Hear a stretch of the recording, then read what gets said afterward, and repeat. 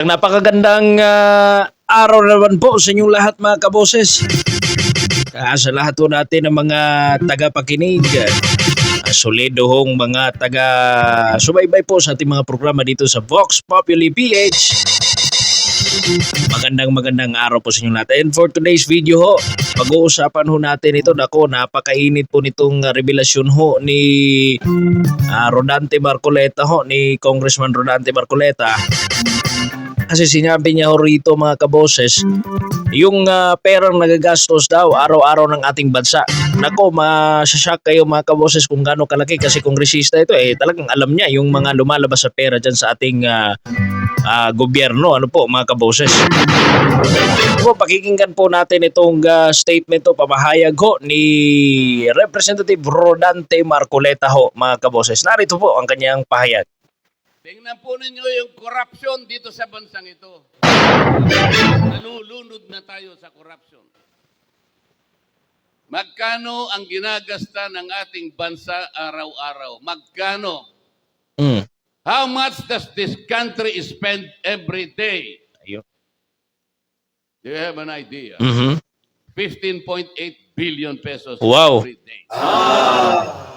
Magkano naman ang ating kinikita araw-araw? 11.7 billion pesos.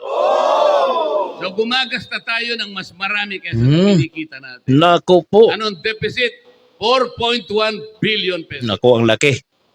Yan po ang inuutang natin araw-araw. 4.1 billion pesos. Or about 270 million pesos every hour. Grabe po. Bagsak. Magkano na po yung ating utang? 16 trillion pesos. 16 trillion pesos. Bigay ng akap. Akap dito, akap doon. Puro akap. Hindi po yan ang gawain ng House of Representatives. May pumapalakpak pa Hindi po yun ang aming gawain. Wala po kaming gawain na kami ang magbigay ng kung ano-ano. Tingnan po nyo yung ginawa nila. Tingnan nyo yung politika. Ang budget po na pinresent ni Inday Sara, 2 billion pesos. Ano ang ginawa nila? Tinanggal po nila, sabi nila, hindi, gawin na lang nating 700 million. Kasi yung ibang budget mo rito, ginagawa na rin ng DSWD. Yung iba, ginagawa na rin ng DOH. Yung iba, ginagawa na rin ng CHED. So, para walang duplication, tanggalin na natin yan. 700 na lang ang budget mo, Madam Vice President. Pero tingnan mo, sila nang namimigay sa binibigay ng DSWD. Akap dito, akap doon, puro akap. Kunin po ninyo yung pera. Hindi kanila yon. Pera ng gobyerno. Walang mangyayari po pagka ganito ang gagawin natin. Pag nagbigay ka lang puro ayuda, puro subsidy, hindi po lalakas ang ating ekonomiya. Ayun. Ang mangyayari po niyan, pagkakuha ng pera, pupunta po sa mall, wala na. Wala na. Walang production na katapat. Hindi aandar ang manufacturing. Hindi aandar. Kailangan po umandar ang manufacturing para tumaas ang ekonomiya, maraming trabaho ma-generate, maraming produkto ang makukuha, bababa ang presyo ng pagkain. Yun po ang dapat natin gawin. Ang pinaka-problema ng Kongreso ngayon, yun pong oversight function, wala na pong nagbabantay. Marami pong batas na magaganda. Pero wala na pong nagbabantay sa pagpapatupad ng mga yan. Katulad po ng sinabi ko sa kuryente, 23 years ago, dapat mababa ang kuryente. Ayun. After 23 years, mataas pa rin ang kuryente.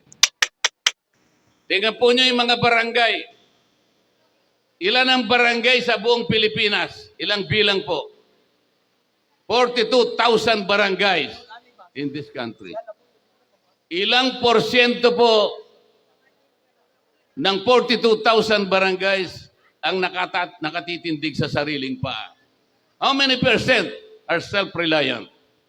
Ayun. 2%. 98% gumagapang. Magkano ang sweldo ng kapitan? Average, buong Pilipinas. 5,000 pesos. 5,000 pesos.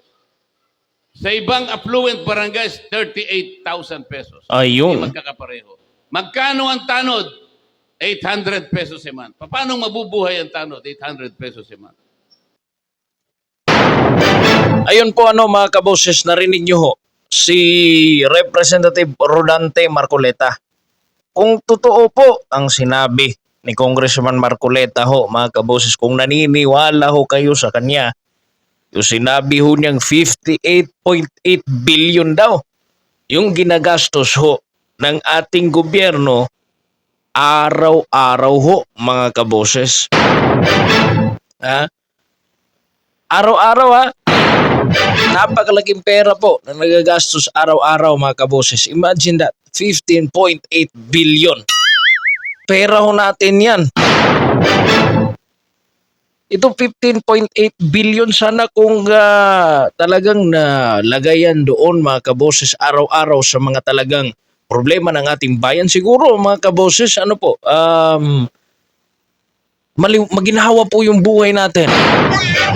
Totoo yun yung sinabi ni Representative Marcoleta, mga kaboses, na masasagot yung mga problema natin sa bayarin sa kuryente, bayarin sa tubig. Ano po, mga kaboses? Totoo po yun.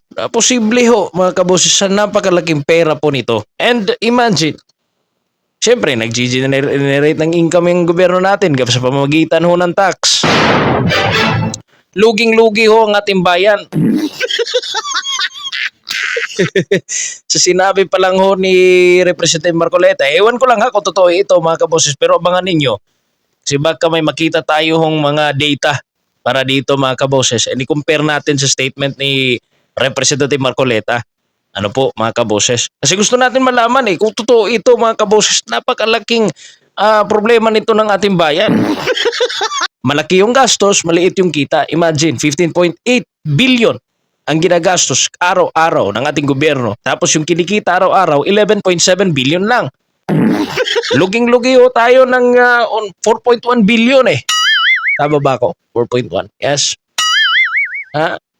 Luging-lugi ho tayo, mga Pilipino.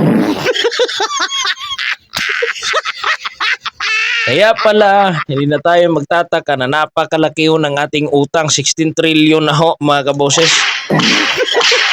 Paano natin babayaran yan? Wala tayong income. Baka mapupuno tayo sa utang nito. Ibig sabihin itong structure na ito, yung statement ni Marcoleta ibig sabihin ng hunyan na hindi nakaka-recover yung ating gobyerno. Paano tayo matutulungan, mga kaboses? Hindi nga natin alam kung nasaan napunta yung 15.8. Kalaki-laki ho. Tapos yung income ang liit-liit. Saan ka nakikita ng mga negosyante, mga kaboses, na nagne-negosyo, nangangapital, pero yung kita palugi?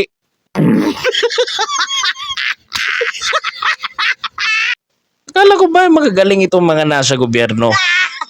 Kung totoo ito, mga kaboses, tayo po yung naluloko Ano po, mga kaboses, tanggap tayo ng ayuda. Tanggap tayo ng ayuda.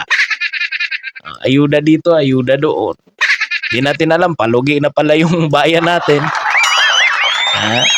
Ano po, mga kaboses? Ano sa tingin ninyo? Kayo ho mag-decide, bansa natin to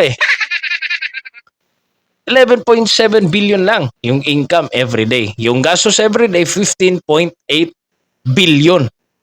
Mga kaboses, kalaki-laki.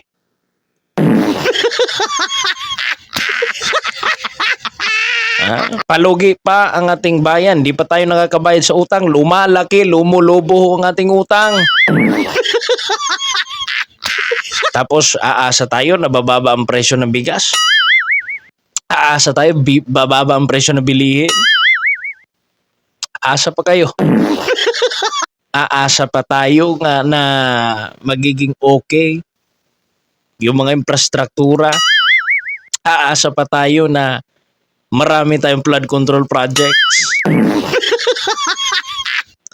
Sana ginasta na maayos. Ano po? Hiling ko lang po sa kalaki-laki ho ng 15.8 billion na sinabi ni Rodante Marcoleta, sana ho totoong ito, and at the same time sana ho, no? Na nagamit ho ito sa tama. Kasi kung hindi, sayang po. Double kill na ho tayo dyan. Sayang na nga. Kahit saan na ginastos, hindi sustainable pa yung pinagastahan, tapos maliit pa yung income natin, paano ng ating bayan? Alam niyo kung sino yung nakakabenepisyo nito, mga kaboses? Hindi tayo mga Pilipino na nagbabayad ng tax, kundi yung umahawak ko ng pera.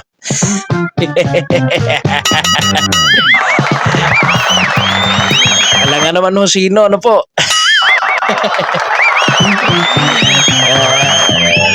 Kayo po, ano po yung statement nyo regarding po dito, mga kaboses? Ano po yung sa inyo?